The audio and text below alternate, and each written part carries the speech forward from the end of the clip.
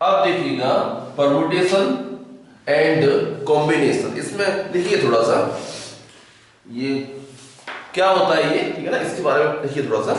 इसमें लिखिए क्या, in this chapter we will learn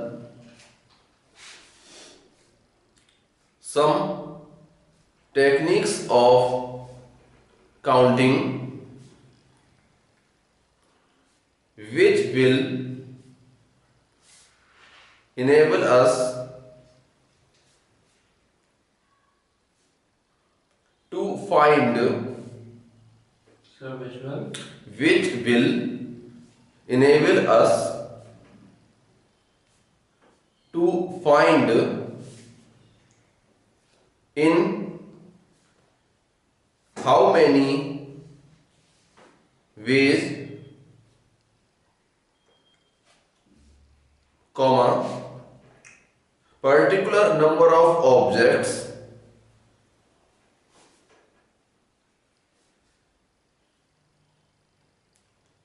can be arranged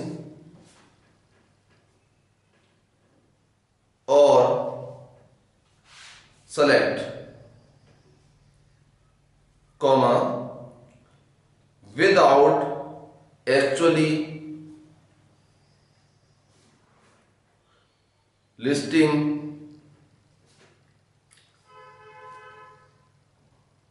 all possibilities। देखिएगा इस चैप्टर में है क्या, इस चैप्टर में हम आपको ऐसी काउंटिंग टेक्निक्स सिखाएंगे, ठीक है ना, जिससे आप किसी काम को कितने डिफरेंट वेज में कर सकते हैं, उससे हम बिना उन सारी पॉसिबिलिटीज की लिस्ट बनाए या काउंट कर पाओगे, ठीक है ना। एक एग्जांपल लेते हैं, जैसे कि हमारे पास कोई 25 ऑब्जेक्ट्स हैं, ठीक है ना, हमारे पास 25 एक थोड़ा सिंप्लीफाई करते हैं इसको, ऐसे मानो कि हमारे पास अभी 5 ऑब्जेक्ट्स हैं, ठीक है ना। क्या करना है आपको, आपको इनमें से at a time 3 object choose करने और उन्हें अरेंज करना है, ठीक है। तो कितने डिफरेंट अरेंजमेंट्स पॉसिबल होंगे, ऐसे मान लीजिए कि 5 ऑब्जेक्ट ये हो गए ए बी सी डी ई, 5 हो गए हमारे पास ऑब्जेक्ट। हमें करना है कि एट टाइम इनमें से 3 ऑब्जेक्ट चूज करके उनको अरेंज करना है, ठीक है। तो कितने डिफरेंट अरेंजमेंट्स पॉसिबल होंगे। सर अगर ऑर्डर का फर्क पड़ रहा है तो 5p3 और नहीं तो 5c3, ठीक है। देखिए एक तरीका तो ये है कि ऑल पॉसिबिलिटीज की हम लिस्ट बनाएं, ठीक है ना। जैसे हमने पहले एबीसी चूज कर लिया, अब एबीसी में ही कितने डिफरेंट अरेंजमेंट्स हो जाएंगे, तो ए बी सी, तो ये हो गया, एक हो गया ए सी बी, अब बी से शुरू करते हैं तो B B C A B A C, एक सी ए बी और एक सी बी ए। तो अभी ए बी सी से इतने मतलब, अब जैसे ए बी डी लोगे, फिर ए बी ई लोगे, फिर B C D B C E C D E, तो ऐसे करके बहुत सारी पॉसिबिलिटी बनेगी, ठीक है ना। अगर हम करते हैं सबकी लिस्ट बनाने में अगर काउंट करते हैं तो काफी टाइम लग जाएगा। इसके अलावा एक चीज और भी है कि इसमें मिस्टेक के भी चांस रहेंगे कि कोई पर्टिकुलर अरेंजमेंट हमसे छूट तो नहीं गया या कोई रिपीट तो नहीं हो गया, ठीक है ना। और ऐसे भी करने में ठीक से भी करते तो कम से कम आधा घंटा इसमें लग जाना है। अगर देखिएगा ऑब्जेक्ट 5 में 25 कर दिया तो बहुत टाइम लगेगा इसमें, ठीक है ना। तो ऐसी सिचुएशंस के लिए हम आपको टेक्निक्स सिखाएंगे जिससे बिना इस ये लिस्ट तैयार किए कि आप काउंट कर पाओगे कि एक पर्टिकुलर टास्क को कितने डिफरेंट वेज में किया जा सकता है, ठीक है ना। इसमें जो सबसे पहला जो टॉपिक है वो ये है, देखिए जैसे ये कोई जॉब है, हमारा वर्क जो पूरा करना है काम है, ये इस टाइप का है कि इसे पूरा करने के लिए कोई से 2 काम पूरे करने होते हैं। एक ये वाला हो गया, एक मान लीजिए, ठीक है ना। ऐसा मान लीजिए एक पहला वाला काम है, दूसरा ऐसा कि इसे परफॉर्म करने के हमारे पास m डिफरेंट वेज हैं और इसे कंप्लीट करने के हमारे पास n डिफरेंट वेज हैं, ऐसे मान लीजिए, ठीक है ना। अब अगर इस टाइप का है कि इस जॉब को कंप्लीट करने के लिए दोनों ही जॉब इन सक्सेशन पूरे करनी है, इसको भी करना है और इसको भी करना है। इसे करने के लिए हमारे पास n वेज है, उनमें से किसी एक से करेंगे। ऐसे इसे करने के लिए हमारे पास n वेज है, उनमें से किसी एक से करेंगे। तो इसे परफॉर्म करने के हमारे पास n into n वेज हो जाएंगे। अगर ये कोई काम इस टाइप का है कि इसे कंप्लीट करने के लिए ये दोनों ही सब जॉब एक के बाद एक पूरे करने होते हैं, तो इसके लिए total m into n ways होंगे, ठीक है ना। अगर ये काम इस टाइप का है कि इसे कंप्लीट करने के लिए इनमें से कोई एक काम पूरा करना होता है, या तो ये या ये, तो उस केस में m plus n इतने वेज बनेंगे, ठीक है ना। अगर इन दोनों काम बीच में या लगा हुआ है या ये तो हम ऐड करेंगे, और अगर एंड लगा हुआ है यानी दोनों ही जॉब कंप्लीट करने हैं तो इन्हें मल्टीप्लाई करते हैं, ठीक है ना। ऐसा में एक एग्जांपल लेके आपको समझाते हैं। ऐसे मान लीजिए कि एक क्लास है, ठीक है, इसमें 10 बॉयज और 8 गर्ल्स हैं, ठीक है। अब क्या करना है कि क्लास टीचर को एक हेड बॉय और एक हेड गर्ल की टीम चूज करनी है, ठीक है ना। तो अब उसके पास हेड बॉय चूज करने की 10 डिफरेंट वेज हैं, उसके बाद 10 ऑप्शंस हैं, उनमें से किसी एक को पिक कर लेगी, ठीक है ना। 10 तरीके हो गए। एक हेड गर्ल चूज करने के उसके पास 8 डिफरेंट वेज हैं, ठीक है ना। अब क्योंकि उसे एक हेड बॉय और एक हेड गर्ल की टीम चूज करनी है, तो उसे दोनों ही जॉब परफॉर्म करनी है। इसमें से भी एक को चूज करना है और इसमें से भी एक को चूज करना है, दोनों ही जॉब परफॉर्म करनी है। तो इस टीम को चूज करने के उसके पास टोटल 80 मेथड्स हो जाएंगे, ठीक है ना। अब इसी में अगर इस तरह से होता कि उसे क्लास में से एक मॉनिटर चूज करना है, ठीक है ना। अब वो या तो इसमें से किसी एक को चूज करेंगे या इसमें से किसी एक को चूज करेंगे, ठीक है ना। तो इनमें से किसी एक को चूज करने के 10 वेज हैं, इनमें से किसी एक को चूज करने के 8 वेज हैं। अब क्या हो रहा है कि या तो इसमें से या इसमें से, ठीक है ना। तो इस केस में ऐड किया जाएगा। तो क्लास के लिए एक मॉनिटर चूज करने की 18 डिफरेंट वेज बनेंगे, इस तरह से होता है। अब देखिएगा, जैसे मैं आपसे कहूं कि एक लड़का है, ठीक है ना, इसके पास देखिएगा, इसके पास 5 शर्ट्स हैं और 3 पैंट, ठीक है ना। इससे ड्रेसअप होना है, ठीक। तो इसके पास कितने डिफरेंट वेज हो गए? नहीं 15, ठीक है ना।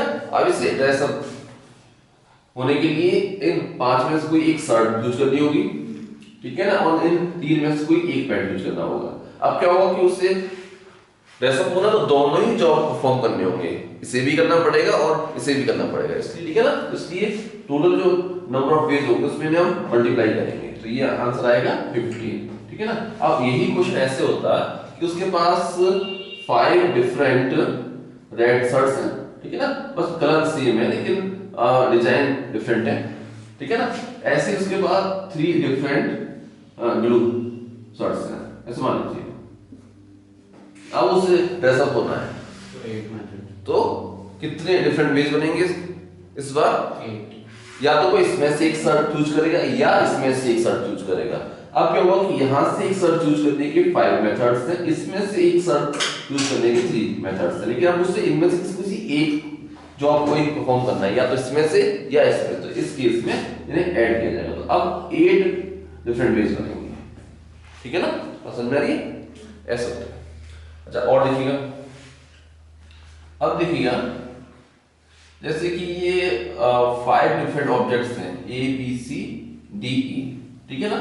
हमें करना है कि इन्हें रीअरेंज करना है और ये फाइंड करना है कि इनके एज टाइम हम सारे ले रहे हैं 5 हैं, तो इनको रीअरेंज करें तो कितने डिफरेंट अरेंजमेंट्स पॉसिबल है, ये फाइंड करना है। कितने एक बार में कितने ले रहे थे?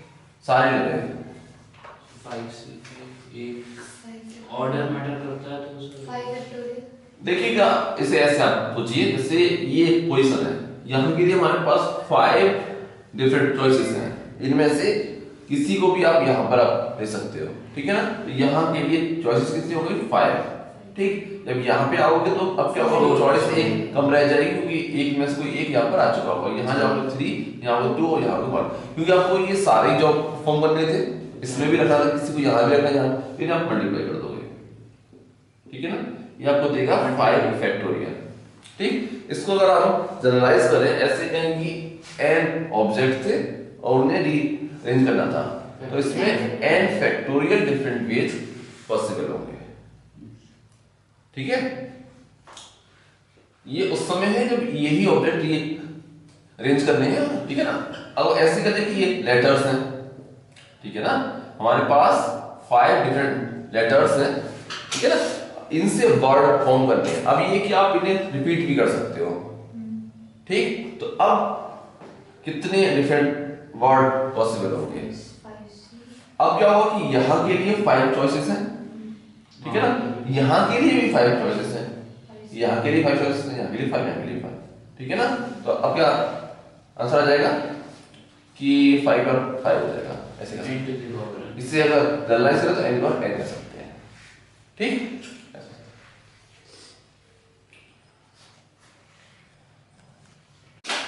अब देखिए जैसे कि ये A B C D E हमारे पास 5 डिफरेंट ऑब्जेक्ट्स हैं, ठीक है ना। हमें ये करना है कि एट टाइम में से 3 चूज करके उन्हें अरेंज करना है। कितने डिफरेंट अरेंजमेंट्स पॉसिबल होंगे।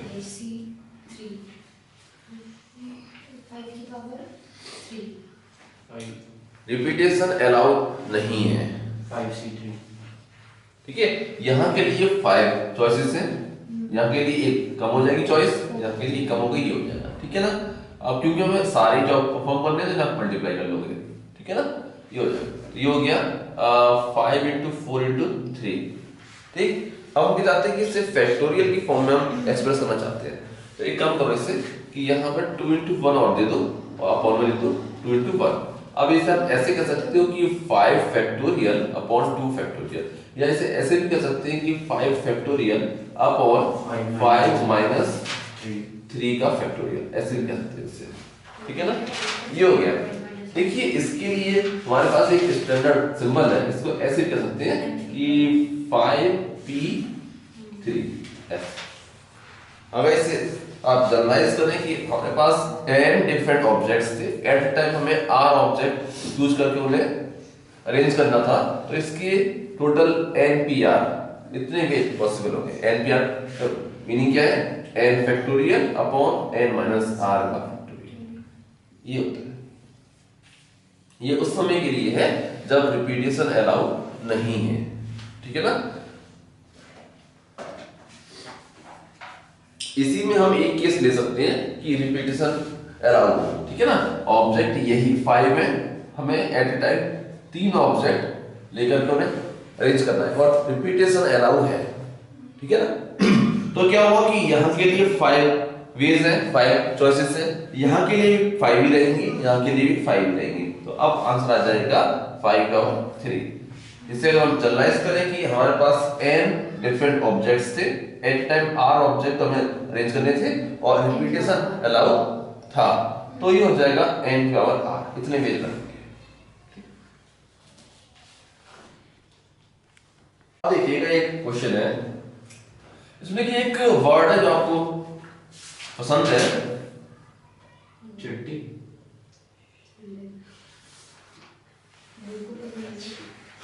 ठीक है।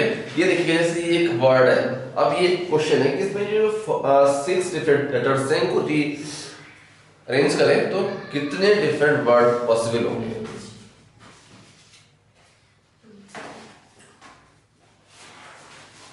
ठीक है ना, ये 6 जो इसमें लेटर्स आ रहे हैं इनको अगर आप अरेंज करें तो कितने डिफरेंट वर्ड पॉसिबल होंगे। 6 फैक्टोरियल, 6 ऑब्जेक्ट्स और पूरी अरेंज करना है, सारे डिफरेंट हैं, तो ये हो जाएगा 6 फैक्टोरियल हो जाएगा, ठीक है। अच्छा एक केस देखिएगा, ये कि ऐसे कहें कि यही 6 लेटर्स हैं, एट अ टाइम सारे लेने हैं आपको। एक रेस्ट्रिक्शन है, एक कंडीशन है कि वॉवेल्स कम टुगेदर।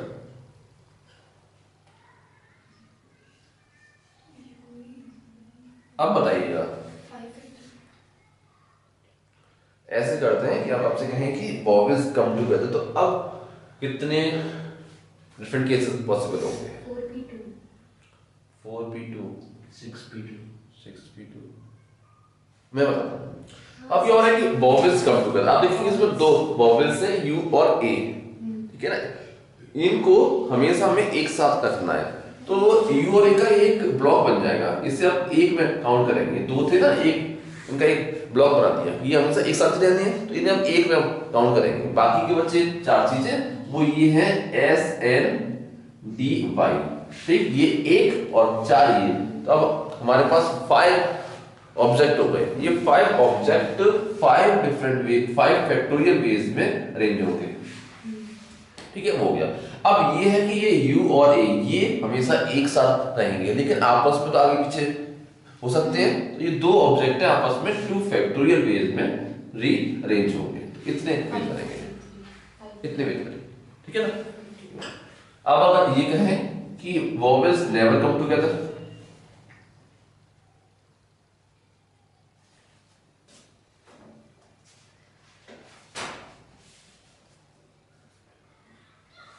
अब अगर ये कह दें कि वॉवेल्स नेवर कम टुगेदर, अब कितने डिफरेंट वेज बनेंगे? देखिए, जब कभी भी ऐसे कहें कि नेवर कम टुगेदर, इसे ऐसे सॉल्व करते हैं कि पहले ऑल पॉसिबल केसेस को सॉल्व करके उनमें से कम टुगेदर वाले केसेस माइनस किए जाते हैं। जब भी ऐसे कहें कि नेवर कम टुगेदर, इन्हें ऐसे सॉल्व करते हैं कि ऑल केसेस में से कम टुगेदर वाले केसेस माइनस करके ऐसा होता है, ठीक है ना। ये अब देखिएगा, आपसे अगर ऐसे कहें कि कॉन्सोनेंट्स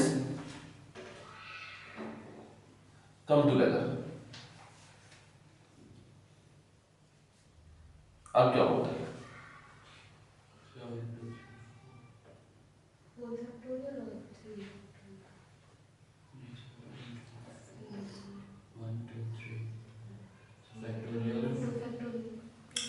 कॉन्सोनेंट इसमें 4 है, एस एन डी वाई। अब इन चारों को हमेशा एक साथ रहना है, तो इसका एक ब्लॉक बन जाएगा यू और ए, ठीक है ना। तो टोटल अब हमारे पास 3 ऑब्जेक्ट हो गए, ये 3 ऑब्जेक्ट आपस में 3 फैक्टोरियल वेज में अरेंज होंगे। अब ये चारों ऑब्जेक्ट हमेशा एक साथ रहेंगे, लेकिन आपस में तो आगे पीछे होंगे, तो ये 4 ऑब्जेक्ट आपस में 4 फैक्टोरियल वेज में आगे पीछे होंगे, इतने डिफरेंट वेज।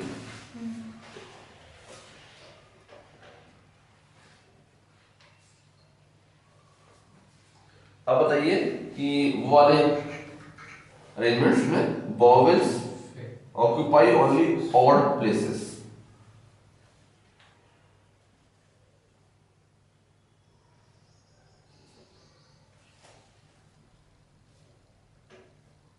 वॉवेल्स केवल ऑड प्लेसेस पे आए, ठीक है ना। अब ऑड प्लेसेस क्या होती हैं? जैसे इसमें 6 प्लेसेस हैं, 1 2 3 4 5 6 ऑड प्लेसेस हो गई, फर्स्ट, थर्ड और फिफ्थ, ठीक है ना। देखिए 3 जगह हैं जहां पर वॉवेल्स आ सकते हैं, और वॉवेल्स है कितने टोटल? 2, ठीक है ना। तो ये 2 वॉवेल इन 3 जगहों पर इन्हें अरेंज करना है, 3 चॉइसेस है उनके पास, तो इसके लिए 3p2 इतने वेज पॉसिबल है, ठीक है ना। इस अब क्या हुआ कि दोनों वॉवेल्स अरेंज हो गए। इसके बाद 4 तो जगह बचेंगे, 4 ही हमारे पास ऑब्जेक्ट बचेंगे, तो वो आपस में 4 फैक्टोरियल वेज में अरेंज हो जाएंगे, इतने वेज रहेंगे।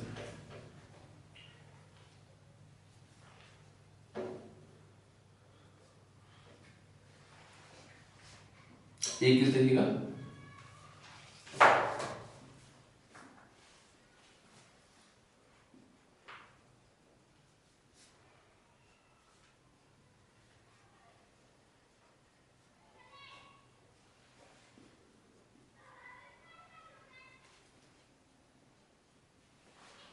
एक केस देखिए, आपको वो वाले अरेंजमेंट फाइंड करनी है जिनमें एस और डी के बीच में एग्जैक्टली 2 लेटर्स हो।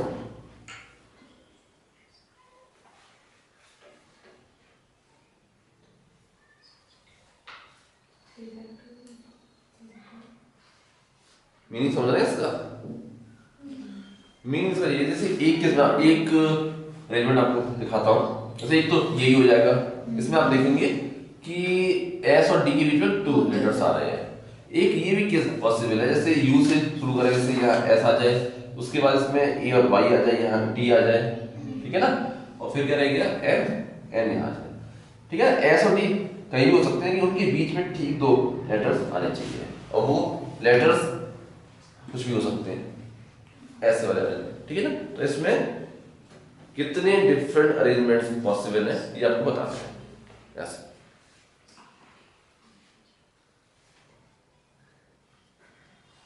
आप देखेंगे इसमें कि टोटल 6 प्लेसेस हैं, ठीक। अब अगर हमें एक चीज मान लें इसमें कि एस पहले आएगा, डी बाद में आएगा, तो आप देखेंगे एस के लिए ये 3 प्लेसेस हैं केवल, एस इनके आगे नहीं जा सकता।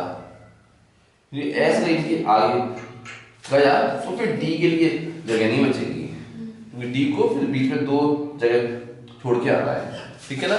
तो एस के लिए केवल ये 3 प्लेसेस हैं, तो एस के लिए 3 चॉइस है, 3 ना कि 3 फैक्टोरियल, केवल 3 जगह है, ठीक। अच्छा, एक और एस को आपने कहीं रख दिया तो डी की जगह फिक्स हो जाती है, डी के लिए फिर कोई चॉइस नहीं बचती, उसके लिए एक चॉइस उसके पास होती है, ठीक है ना। हाँ, ये जरूर है कि एस और डी आपस में अपनी पोजीशंस इंटरचेंज कर सकते हैं, ठीक है ना, उसका 2 फैक्टोरियल, ठीक। ये अब एस और डी सेट हो गए। अब बची 4 जगह बचेंगी, 4 हमारे पास ऑब्जेक्ट बचेंगे, वो 4 फैक्टोरियल पेज में अरेंज हो जाएंगे।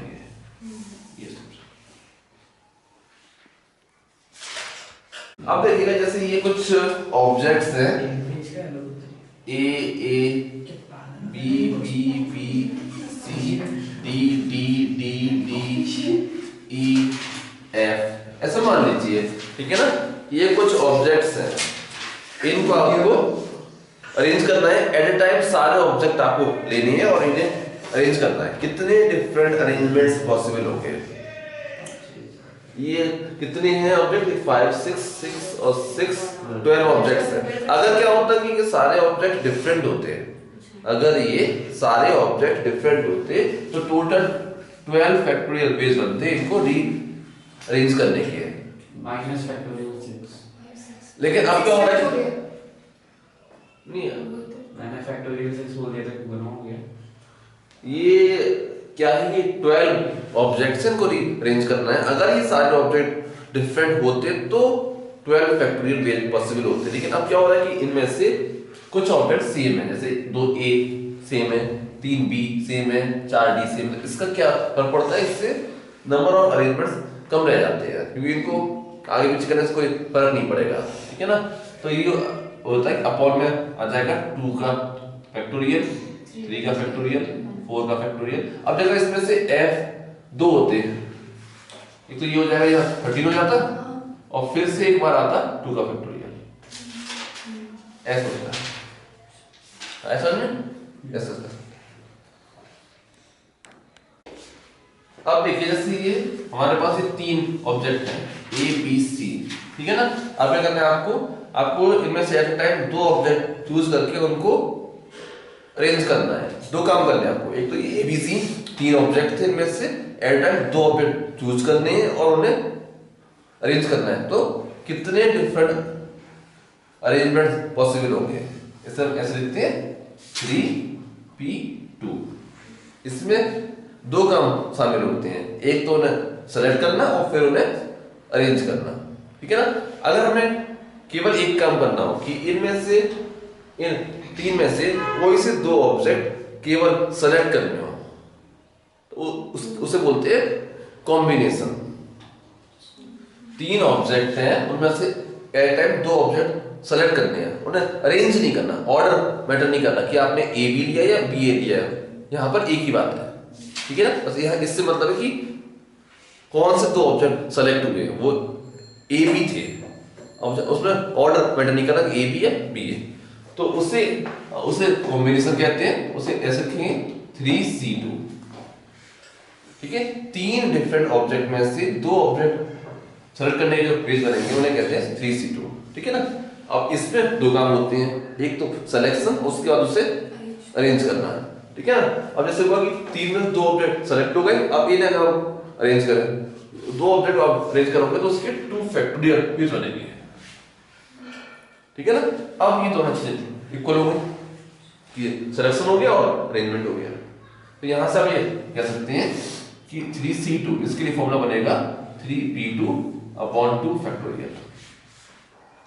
अब 3p2 इसका फॉर्मूला क्या था, 3 का फैक्टोरियल अपॉन 3 माइनस 2 का फैक्टोरियल, और एक और आ जाएगा इसमें 2 का फैक्टोरियल। इसे जनरलाइज करते हैं तो ऐसे कह सकते हैं कि NCR इसके लिए फॉर्मूला बनता है n factorial upon n minus r का फैक्टोरियल r का फैक्टोरियल। ये फॉर्मूला हो गया NCR के लिए। और NPR का फॉर्मूला क्या था, NPR का फॉर्मूला था n factorial upon n minus r का फैक्टोरियल। ऐसे होता है, ये आपको देता है केवल सिलेक्शन, और ये सिलेक्शन एंड अरेंजमेंट दोनों चीज होती है इसमें। अब देखिएगा जैसे एक क्वेश्चन है, ठीक है ना, इसमें कहता है कि एक क्लास है जिसमें 10 बॉयज हैं, ठीक है, और 7 गर्ल्स हैं। अब क्या करना है कि इसमें से हमें एक टीम चूज करनी है जिसमें 3 बॉयज होने चाहिए और 2 गर्ल्स होनी चाहिए, ठीक है ना। कितने डिफरेंट वेज हैं इस टीम को सेलेक्ट करने के। क्लास में 10 बॉयज है, 7 गर्ल्स है, इनमें से हमें एक टीम चूज करनी है जिसमें हमें 3 बॉयज और 2 गर्ल्स रिक्वायर्ड है। कितने डिफरेंट वेज हैं इस टीम को सेलेक्ट करने के, चूज करने के। देखिए हमें क्या करना है कि इन 10 में से 3 को चूज करना है, तो ये हो जाएगा 10C3, ठीक है।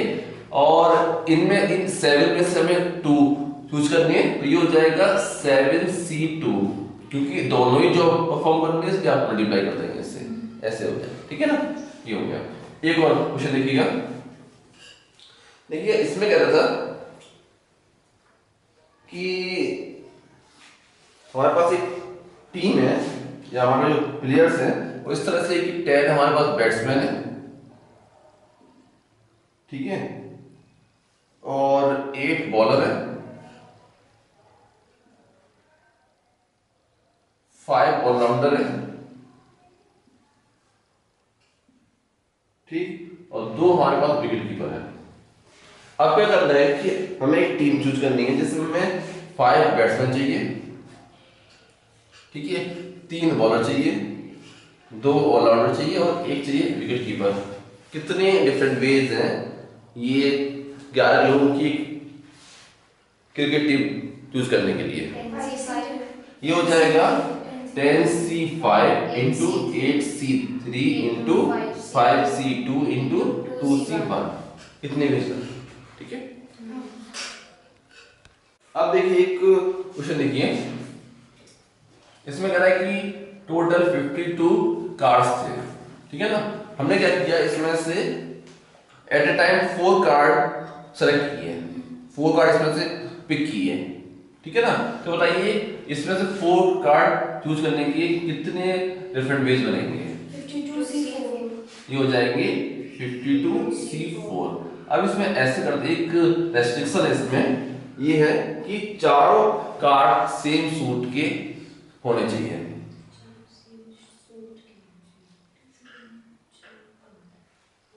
कितने डिफरेंट वेज में हम इन्हें आप चूज कर सकते हैं, ठीक है ना। 52 कार्ड थे, उनमें से हम 4 कार्ड चूज कर रहे हैं, चारों कार्ड सेम सूट के हों, इसकी कितने डिफरेंट केसेस बनेंगे।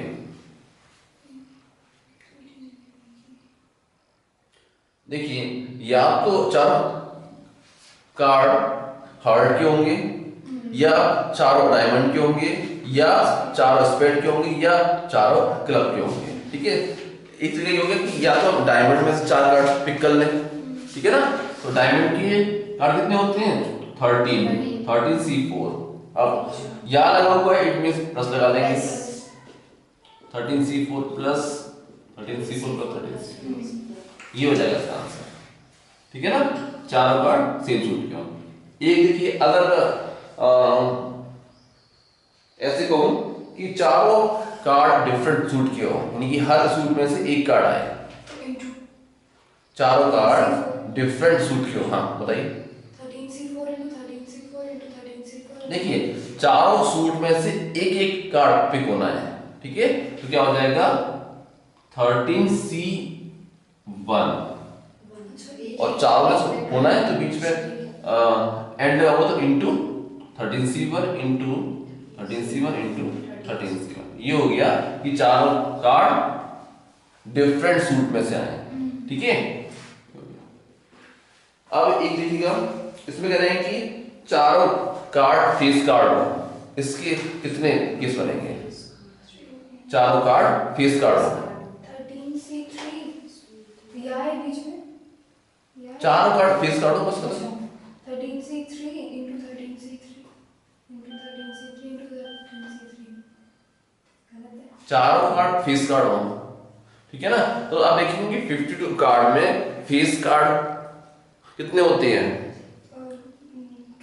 12 होते हैं। हमें उसमें से ही अपने चारों कार्ड सेलेक्ट करने हैं।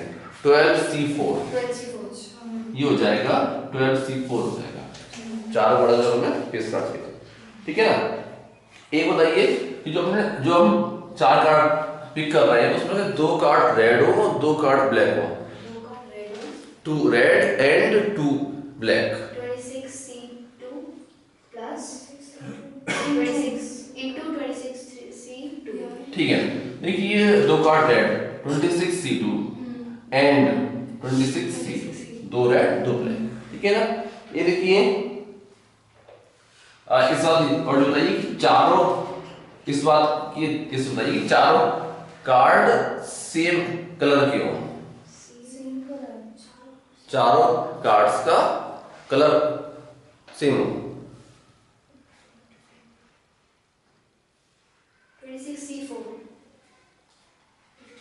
26C4 इट मींस या तो चारों कार्ड रेड हो या याद आ रहा है प्लस या चारों कार्ड ब्लैक हो, चारों रेड या चारों ब्लैक, ये हो सकता है।